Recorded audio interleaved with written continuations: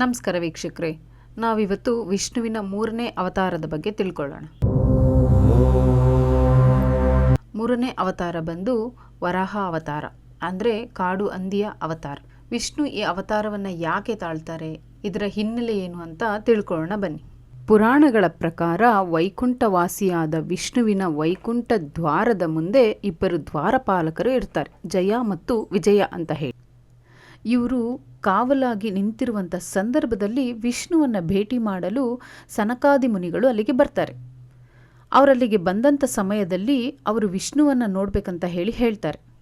ಆಗ ಹೇಳಿದಾಗ ಜಯ ಮತ್ತು ವಿಜಯರು ವಿಷ್ಣು ಇವಾಗ ನಿದ್ರಿಸ್ತಿದ್ದಾರೆ, ಅವರನ್ನು ನೋಡಲಿಕ್ಕೆ ಈ ಸಮಯ ಸೂಕ್ತ ಅಲ್ಲ ಅಂತ ಹೇಳಿ ಅವರಿಗೆ ಹೇಳ್ತಾರೆ.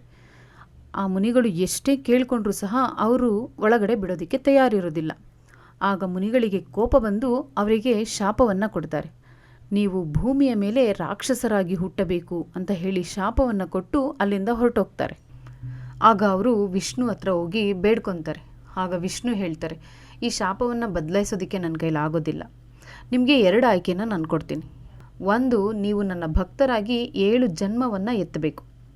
2ನೇದು, ನನ್ನ ಶತ್ರುಗಳಾಗಿ 3 ಜನ್ಮ ಎತ್ತಬೇಕು.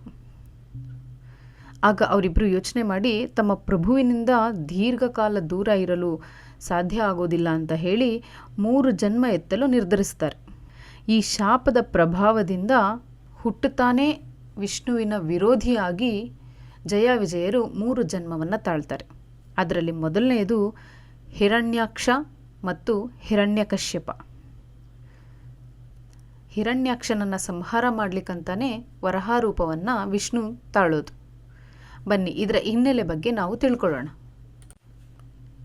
ದಿತಿ ಮತ್ತು ಕಶ್ಯಪ ಮುನಿಗಳ ಪುತ್ರನಾಗಿ ಹಿರಣ್ಯಾಕ್ಷ ಮತ್ತು ಹಿರಣ್ಯಕಶ್ಯಪರು ಜನ್ಮವನ್ನು ತಾಳ್ತಾರೆ. ಇವರು ಹುಟ್ಟಿದಾಗಿನಿಂದಲೇ ವಿಷ್ಣುವಿನ ವಿರೋಧಿಗಳಾಗಿ ಇರ್ತಾರೆ. ಹಿರಣ್ಯಾಕ್ಷನಿಗೆ ಬ್ರಹ್ಮಾಂಡದ ಮೇಲೆ ಆಧಿಪತ್ಯ ಸ್ಥಾಪಿಸಲು ತುಂಬ ಹಂಬಲ ಇರುತ್ತೆ.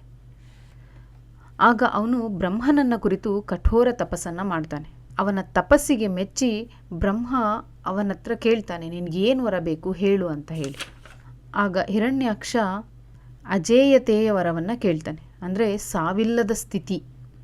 ನನಗೆ ಯಾರಿಂದಲೂ ಸಾವು ಬರಬಾರ್ದು. ಯಾವುದೇ ದೇವತೆಗಳು, ದೈತ್ಯರು, ಮನುಷ್ಯರು, ಗಂಧರ್ವರು, ಯಕ್ಷರು, ಕ್ರೂರ ಪ್ರಾಣಿಗಳು, ವನ್ಯಜೀವಿಗಳು, ಹೀಗೆ ಪಟ್ಟಿ ಮಾಡಿ ಎಲ್ಲವನ್ನ ಹೇಳ್ತಾನೆ. ಆಗ ಬ್ರಹ್ಮದೇವರು ಸರಿ ಅಂತ ಹೇಳಿ ವರವನ್ನು ಕೊಡ್ತಾರೆ. ಆದರೆ ಅವನು ಅಲ್ಲಿ ಮಾಡಿದ ತಪ್ಪೇನೆಂದರೆ ಹಂದಿಯನ್ನು ಕಡೆಗಣಿಸ್ಬಿಡ್ತಾನೆ. ಹಂದಿಯ ಹೆಸರನ್ನು ತಗೊಂಡಿರೋದಿಲ್ಲ ಅವನು, ಯಾಕಂದರೆ ಹಂದಿಯನ್ನು ತುಂಬ ಕೀಳು ಮಟ್ಟದಿಂದ ಅವನು ನೋಡಿರ್ತಾನೆ. ಅದು ನನಗೆ ಯಾವುದೇ ಅಪಾಯ ಮಾಡೋದಿಲ್ಲ ಅಂತ ಹೇಳಿ ನಿರ್ಲಕ್ಷಿಸ್ಬಿಟ್ಟಿರ್ತಾನೆ. ಈ ವರವನ್ನು ಪಡೆದ ಮೇಲೆ ಅವನು ತುಂಬ ಅಹಂಕಾರದಿಂದ ಸ್ವರ್ಗದ ಮೇಲೆ ದಾಳಿ ಮಾಡ್ತಾನೆ. ಅಲ್ಲಿ ದಾಳಿ ಮಾಡಿ ಅಲ್ಲಿಂದ ದೇವತೆಗಳನ್ನು ಓಡಿಸ್ತಾನೆ. ಅವನೀಗ ಇಡೀ ಸೃಷ್ಟಿಯ ಮೇಲೆ ತಾನೇ ಅಧಿಪತಿಯಾಗಬೇಕು ಅಂತ ಹೇಳಿ ಆಸೆ ಇಟ್ಕೊತಾನೆ. ಒಮ್ಮೆ ಹಿರಣ್ಯಾಕ್ಷ ತನ್ನ ಅಹಂಕಾರದಿಂದ ಸಮುದ್ರದ ಅಲೆಗಳನ್ನು ತನ್ನ ಗದೆಯಿಂದ ಬಡಿದ್ಬಿಡ್ತಾನೆ. ತನ್ನ ಗದೆಯಿಂದ ಬಡಿದು ವರುಣದೇವನನ್ನು ಯುದ್ಧಕ್ಕೆ ಆಹ್ವಾನ ಮಾಡ್ತಾನೆ. ಆಗ ವರುಣದೇವ ಚಾಣಾಕ್ಷತನದಿಂದ, ನನ್ನಲ್ಲಿ ನಿನ್ನನ್ನು ಎದುರಿಸುವ ಶಕ್ತಿ ಇಲ್ಲ, ನಿನ್ನನ್ನು ಎದುರಿಸಬಲ್ಲ ಸಮರ್ಥನೆಂದರೆ ಆ ಮಹಾವಿಷ್ಣು ಮಾತ್ರ ಅಂತ ಹೇಳ್ತಾನೆ. ಇದು ಹಿರಣ್ಯಾಕ್ಷನಿಗೆ ಮತ್ತಷ್ಟು ಕೋಪವನ್ನುಂಟು ಮಾಡಿಬಿಡುತ್ತೆ. ಆಗ ಅವನು ವಿಷ್ಣುವನ್ನು ಹುಡುಕಿ ನಾನು ಕೊಲ್ಲೇಬೇಕು ಅಂತ ಹೇಳಿ ಹಠಕ್ಕೆ ಬೀಳ್ತಾನೆ. ಅವನ ಅತಿರೇಕದ ಅಹಂಕಾರದಿಂದ ವಿಷ್ಣುವನ್ನು ಹುಡುಕೊಂಡು ಹೋಗ್ತಾನೆ. ಆ ಸಂದರ್ಭದಲ್ಲಿ ವಿಷ್ಣು ಸಿಗದೇ ಇರುವ ಕಾರಣ ವಿಷ್ಣುವನ್ನು ಯುದ್ಧಕ್ಕೆ ಆಹ್ವಾನಿಸಲು ಅವನು ಭೂದೇವಿಯನ್ನು ಅಪಹರಣ ಮಾಡ್ತಾನೆ. ಭೂದೇವಿಯನ್ನು ಅಪಹರಿಸಿ ಪಾತಾಳ ಲೋಕದಲ್ಲಿ ಸಮುದ್ರದ ಆಳದಲ್ಲಿ ಬಚ್ಚಿಟ್ಬಿಡ್ತಾನೆ. ಇದರಿಂದ ಸೃಷ್ಟಿಯ ಸಮತೋಲನ ತಪ್ಪಾಗ್ಬಿಡುತ್ತೆ. ಆಗ ವಿಷ್ಣು ಭೂದೇವಿಯನ್ನು ರಕ್ಷಿಸಲು ವರಾಹರೂಪದಲ್ಲಿ ಬರ್ತಾನೆ. ವರಾಹರೂಪದಲ್ಲಿದ್ದ ವಿಷ್ಣು ಸಮುದ್ರದ ಆಳಕ್ಕೆ ಇಳಿದು ಭೂದೇವಿಯನ್ನು ಪತ್ತೆ ಹಚ್ಚುತ್ತಾನೆ. ಅವನು ಭೂದೇವಿಯನ್ನು ಪತ್ತೆ ಹಚ್ಚೋ ಸಂದರ್ಭದಲ್ಲಿ ಹಿರಣ್ಯಾಕ್ಷ ಅವನಿಗೆ ಎದುರಾಗ್ತಾನೆ. ಆಗ ವಿಷ್ಣು ಮತ್ತು ಹಿರಣ್ಯಾಕ್ಷನ ನಡುವೆ ಯುದ್ಧ ನಡೆಯುತ್ತೆ. ಆಗ ವರಾಹರೂಪದಲ್ಲಿದ್ದಂತಹ ವಿಷ್ಣು ತಮ್ಮ ಕೋರೆ ಹಲ್ಲುಗಳಿಂದ ಹಿರಣ್ಯಾಕ್ಷನನ್ನು ಸಂಹಾರ ಮಾಡ್ತಾರೆ. ಹಿರಣ್ಯಾಕ್ಷನನ್ನು ಕೊಂದ ನಂತರ ವರಾಹಸ್ವಾಮಿ ಭೂದೇವಿಯನ್ನು ತನ್ನ 2 ಉದ್ದನೆಯ ಕೋರೆ ಹಲ್ಲುಗಳ ಮೇಲೆ ಎತ್ತಿ ಹಿಡಿದುಕೊಂಡು ಸಮುದ್ರದಿಂದ ಮೇಲೆ ತಂದು ಯಥಾಸ್ಥಿತಿಯಲ್ಲಿ ಪ್ರತಿಷ್ಠಾಪನೆ ಮಾಡ್ತಾನೆ. ಈ ಅವತಾರದ ಮಹತ್ವ ಏನು ಅಂದರೆ, ಈ ಅವತಾರವು ಕೇವಲ ಮನುಷ್ಯರನ್ನಷ್ಟೇ ಅಲ್ಲ, ಪ್ರಕೃತಿಯನ್ನೂ ಸಹ ಸಂರಕ್ಷಿಸುತ್ತೆ ಎಂಬುದರ ಸಂಕೇತವಾಗಿದೆ. ಹೀಗೆ ನಮ್ಮ ಜೀವನದಲ್ಲೂ ಅಷ್ಟೇ, ಒಂದು ಸಣ್ಣ ವಸ್ತು ಕೂಡ ತುಂಬ ಅಮೂಲ್ಯವಾಗಿ ಇರುತ್ತೆ. ಯಾವುದೂ ಕೂಡ ಬೇಡ ಅಂತ ಹೇಳಿ ನಾವು ಅಂದ್ಕೊಳ್ಳಂಗಿಲ್ಲ. ಯಾವುದಾದ್ರೂ ಒಂದು ವಸ್ತು ಯಾವುದಾದರೂ ಒಂದು ರೂಪದಲ್ಲಿ ನಮಗೆ ಅನುಕೂಲವನ್ನುಂಟು ಮಾಡುತ್ತೆ.